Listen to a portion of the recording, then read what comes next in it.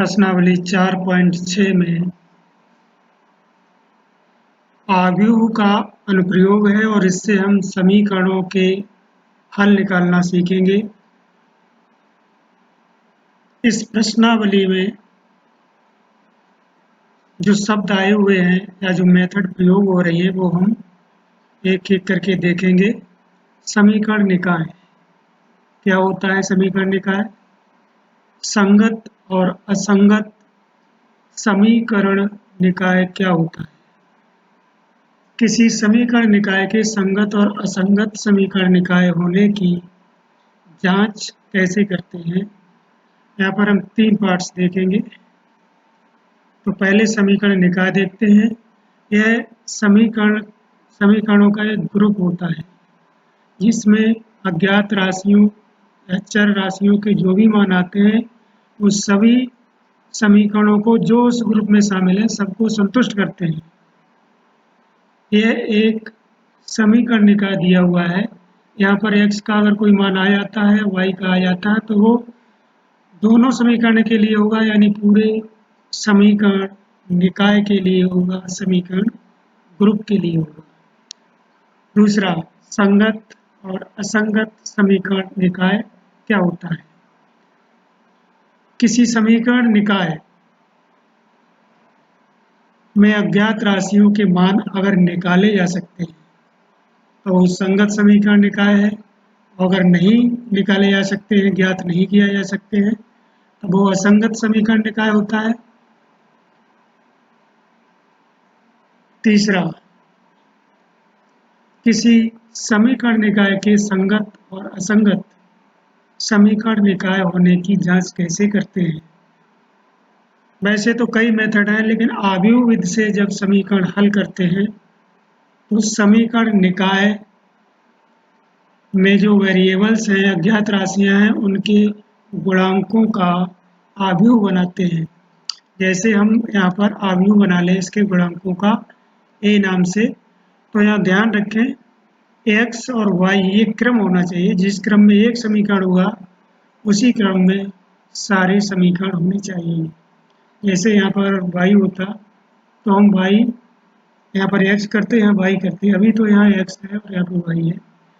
एक ही क्रम में बना करके और जो भी गुणांक हैं वो हम लिख देते हैं। तो देखिए ये गुणांकों का आव्यूह बना है। इसी का हम डिटरमिनेंट निकालते हैं। डिटरमिनेंट जब निकालते हैं और उसका मान 0 आ जाता है तो असंगत निकाय होगा, अदरवाइज संगत निकाय होगा। तो यहाँ पर हम देखें निकाल करके ये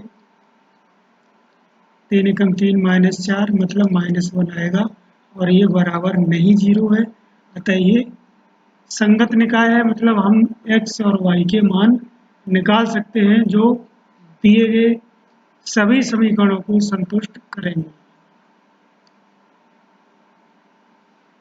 अब उदाहरण के लिए हम एक समीकरण बनाते हैं x + 2y = 5 और 3x + 6y = 15। अब इसके अगर गुणांकों का हम आव्यूह बनाते हैं, उसका डिटरमिनेंट निकालते हैं, तो देखते हैं क्या आता है। क्या ये संगत निकाय होगा? इसको a मान लिया है, डिटरमिनेंट ऑफ a निकालेंगे तो 1 2 3 6। देखिए 6 एकम 6 -6 0 आ गया है।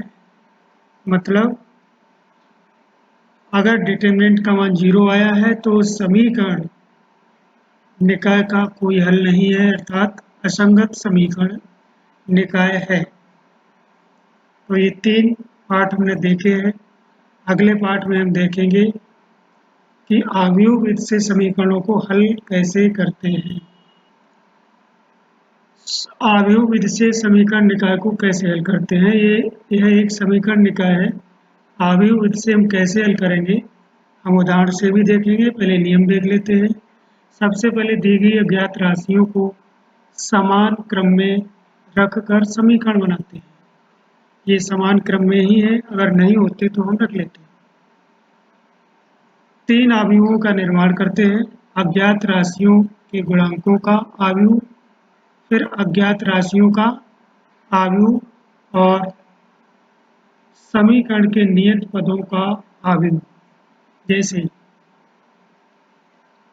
अवयव ए बनाएंगे, गुणांकों का होगा, तो x का गुणांक 1 है, y का 2, फिर x, फिर y, ये हो गया a।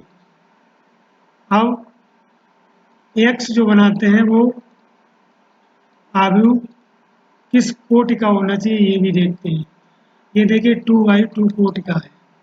दो अवयव मतलब दो अज्ञात राशियां हैं तो दो रोज होनी चाहिए, कॉलम एक ही रहना चाहिए। तो x और y, इस x का संबंध इस x से नहीं है, ये अज्ञात राशियों के लिए चिन्ह है। और दूसरा है v, जो कि हमारा इनके नियत पद है, ये इनको लिख लेते हैं। इस तरीके से हमारे पास ये तीन अवयव बन गए। यहाँ तक हम पहुँच गए हैं। फिर ए इनवर्स ज्ञात कर लेंगे, इसका इनवर्स निकालेंगे और फिर x बराबर ए इनवर्स b रखकर अवयवों की तुलना करके अज्ञात राशियों का मान निकल जाएगा।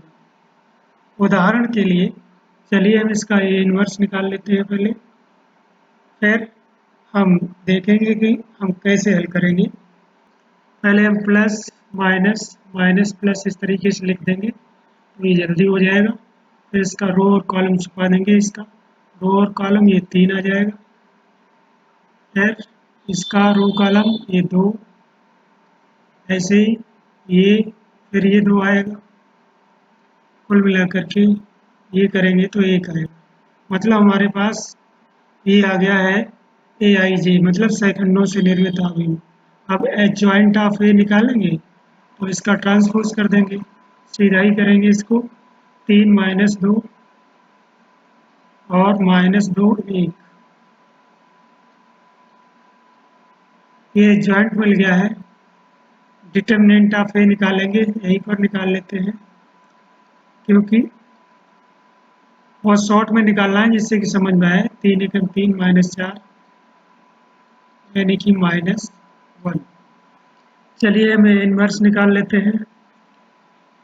-1 इंटू ये -1 और जो भी हमारा आया है 3 माइनस 2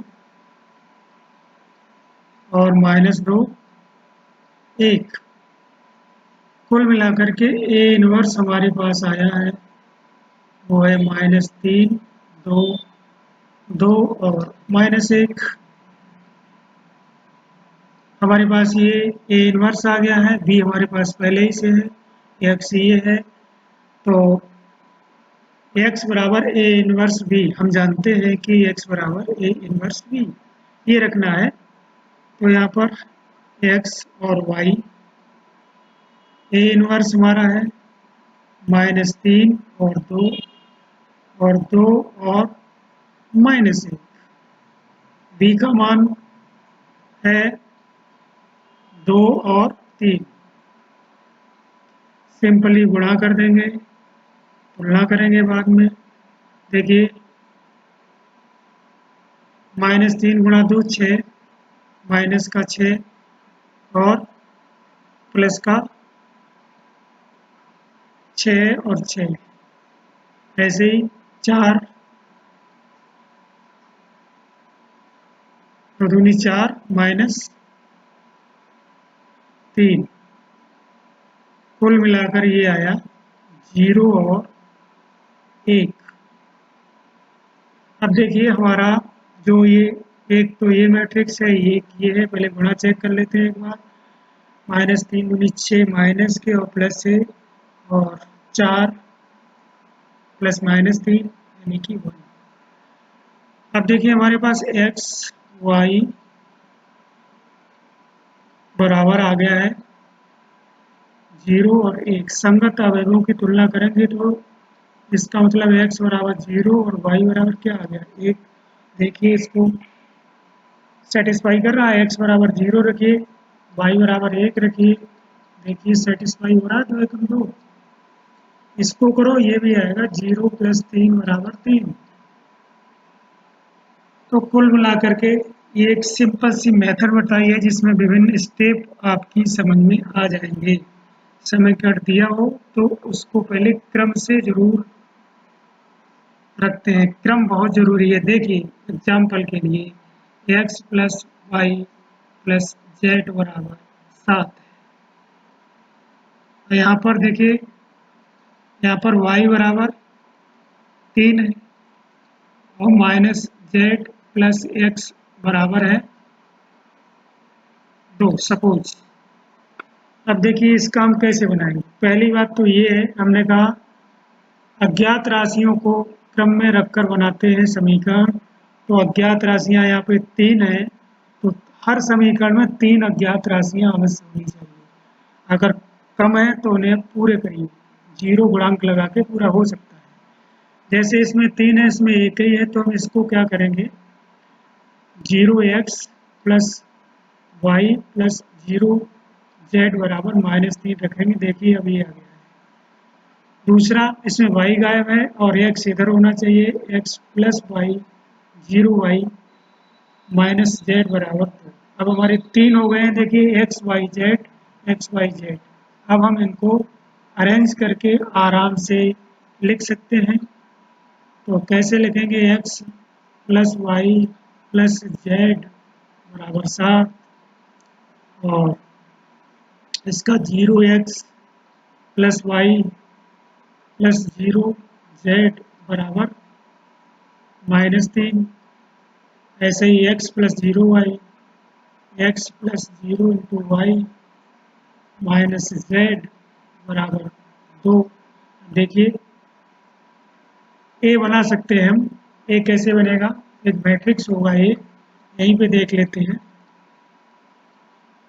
1 1 1 ऐसे बना सकते हैं। इसीलिए इनको क्रम से रखना है। क्रम भी बहुत जरूरी है और पूरी अज्ञात राशियां हर समीकरण में आनी चाहिए।